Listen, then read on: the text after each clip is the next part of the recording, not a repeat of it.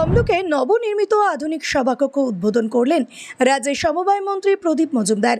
কেন্দ্রীয় সরকারকে কটাক্ষ করে বলেন, পেনশনে ওরা মাত্র 200 টাকা দেয়, বাকিটা দেয় রাজ্য সরকার, চাইলে আমার নামে মামলা করুক। তমলুক ঘাটাল সেন্ট্রাল কোঅপারেটিভ ব্যাংকের প্রধান কার্যালয়ে বুধবার দুপুরে উদ্বোধন হলো একটি আধুনিক সম্মেলন কক্ষ ও পরিচালক মণ্ডলীর নতুন সভাকক্ষের। ফিতে কেটে এই নবনির্মিত কক্ষের উদ্বোধন করেন পশ্চিমবঙ্গ সরকারের পঞ্চায়েত, গ্রাম উন্নয়ন ও সমবায় দপ্তরের দায়িত্বপ্রাপ্ত মন্ত্রী প্রদীপ মজুমদার। উদ্বোধনী অনুষ্ঠানে বক্তব্য রাখতে গিয়ে মন্ত্রী সমবায় ব্যবস্থার গুরুত্ব তুলে ধরে বলেন, সমবায় মূলত দুটি স্তম্ভের ওপর দাঁড়িয়ে, স্বশাসন এবং স্বয়ংবরতা। এই দুটি গুণ ছাড়া প্রকৃতপক্ষে সমবায় ব্যবস্থা গড়ে ওঠে না। এর পাশাপাশি পেনশন প্রকল্প নিয়ে কেন্দ্র ও রাজ্য সরকারের ভূমিকার পার্থক্য নিয়েও তীব্র ভাষায় কেন্দ্রকে কটাক্ষ করেন মন্ত্রী। তিনি বলেন, পশ্চিমবঙ্গ সরকারের পেনশন প্রকল্পে মুখ্যমন্ত্রী মমতা বন্দ্যোপাধ্যায় ন্যূনতম 1000 টাকার নিচে কোনো পেনশন হাতে দেন না, অথচ কেন্দ্রীয় সরকার মাত্র 200 টাকা দেয়, বাকি 800 টাকা রাজ্য সরকার দেয়। যারা বলে কেন্দ্রীয় সরকার বেশি টাকা দেয় তারা মিথ্যে বলছে। আমি দায়িত্ব নিয়ে বলছি, চাইলে আমার নামে মামলা করুক। আমার নাম প্রদীপ মজুমদার। গচ্ছিত থাকে, তার থেকে আমাদের ব্যাংক থেকে যারা প্রয়োজন ঋণ পায়, আবার সেই ঋণটা সুদ সমেত যথাসময় ফেরত দেয়। এইভাবেই এর সমৃদ্ধি হয়। সেই জন্যই তো আজকে এদের লাভ হয়েছে। লাভ থেকে তারা অন্যরকম বৈভব না করে নিজেদের আরও পরিষেবা যাতে সুষ্ঠুভাবে দেওয়া যায়, সুষ্ঠুভাবে প্রশিক্ষিত করা যায়। এই যে বললাম, আজকে আমাদের যুগোপযোগী ভাবে আমরা স্বচ্ছতা এবং কাজকে সাবলীল করার জন্য এই যে কম্পিউটারাইজেশন হচ্ছে, এতে কি পরিষেবার মান এবং গতি বাড়বে।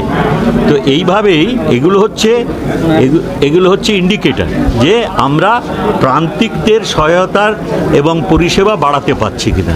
আজকে যেসব ব্যাংকগুলো ধরুন পরিচালক সমিতিতে আমাদের নির্বাচিত প্রতিনিধি নেই, সেখানে তো তারা নিজেদের মতন করে দেখে, কিন্তু আমাদের সমবায়ের নিয়মই হচ্ছে যে নির্বাচিত প্রতিনিধিরা এক একটা জায়গা থেকে, ভৌগোলিক জায়গা থেকে আসেন। তারা সেইখানে ব্যাংকের যা যা সুবিধে পরিষেবা সেগুলো নিয়ে যেমন আলোচনা করেন, প্রয়োজনে তাদের কাছ থেকে যখন ঋণ পরিশোধের অসুবিধা হয় তাদের গিয়ে বুঝিয়ে আবার সেই ঋণ পরিশোধ করা। তো এই যে ব্যাপ্তি হচ্ছে, এতেই তো প্রমাণিত হয় যে এরা প্রান্তিক স্তরে আমাদের যেসব সদস্যরা রয়েছে বিভিন্ন প্রাথমিক কৃষি সমবায় সমিতিতে যুক্ত, তাদের পরিষেবা বাড়াতে পারছেন। যেটা বলছিলেন যে দেখছেন তো, আপনারা তো জানেনই, এই যে আজকেও খবরের কাগজে আছে, ওরা এতদিন বলে এসছেন যে আমাদের এখানে অর্থের অপব্যবহার হয়েছে। কি হয়েছিল? যে রাজ্য সরকার পরপর 4 বছর 15-16 সাল থেকে পরপর 4 বছর শ্রেষ্ঠত্বের শিরোপা পেয়েছিল 100 দিনের কাজ পরিচালনায় এবং স্থায়ী সম্পদ সৃষ্টি করা, ঠিক আছে, এর জন্যেই পুরস্কৃত হয়েছিল। হঠাৎ 22 সালে তাদের মনে হলো যে পশ্চিমবঙ্গে ঠিক মতন পয়সা খরচা হয়নি, অপব্যবহার হয়েছে। কি দেখেছিলেন? যারা কেন্দ্রীয় স্তর থেকে বারংবার এলেন, 15টি জেলায় ঘুরে ওনারা 5 কোটি টাকা অপব্যবহার হয়েছে বলে নির্ধারিত করেছিলেন 6 বছরে। পরবর্তী 4 বছরে, আর এটাও দেখেছেন সংবাদ মাধ্যমে, এটা প্রকাশিত হয়েছিল মনে হয় 19শে মে, না ভুল বলছে, হ্যাঁ 19শে মেও একটা ঘটনা আমি বলি আপনাদের। আমরা কি দেখলাম? 22 সালে কেন বন্ধ হলো সেটা পরে বলছি। 22 সালের পর থেকে 21-22 থেকে 24-25, 19শে মে হয়তো দেখেছেন, বাচ্চু ভাই খাবাট বলে এক ভদ্রলোক মন্ত্রী, তার 2 ছেলে জেলে গেল। কেন? 100 দিনের কাজে কত কোটি?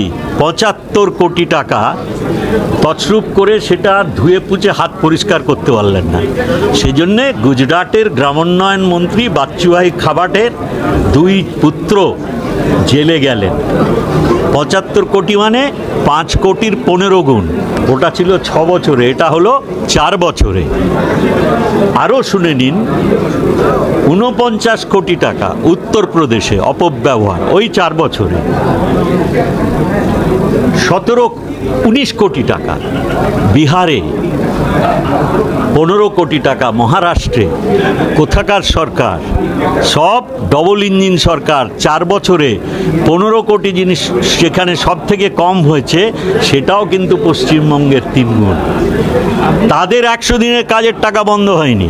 মাননীয় মুখ্যমন্ত্রী কর্মশ্রী প্রকল্পে বিকল্প ব্যবস্থা করেছেন যাতে আমাদের সব উন্নয়নমূলক প্রকল্পে জব কার্ড হোল্ডারদের কাজ দেওয়া যায়।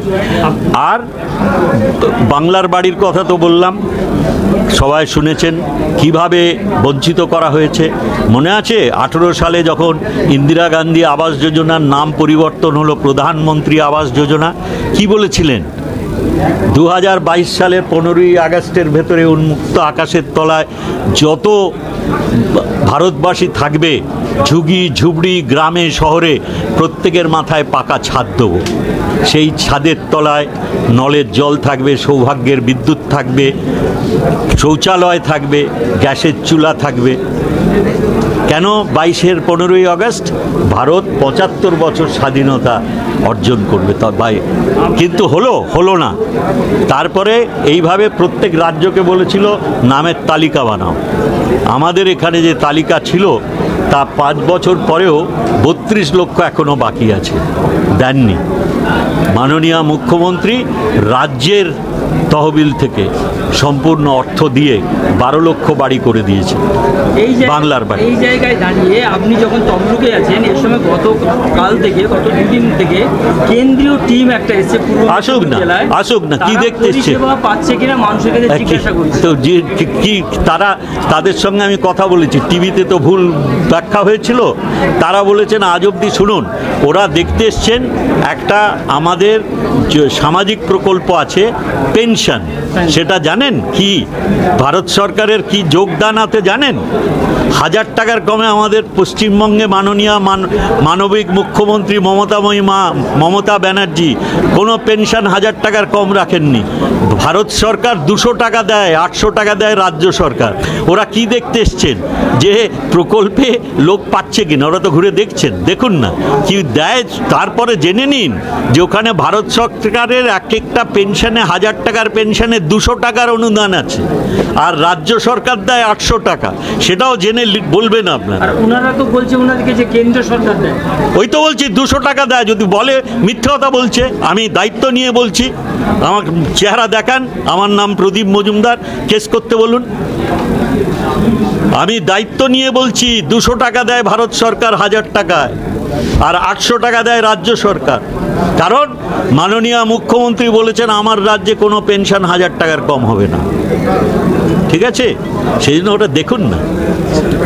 এই বক্তব্য ঘিরে উপস্থিত জনতার মধ্যে উত্তেজনা এবং করতালির ঝড় ওঠে।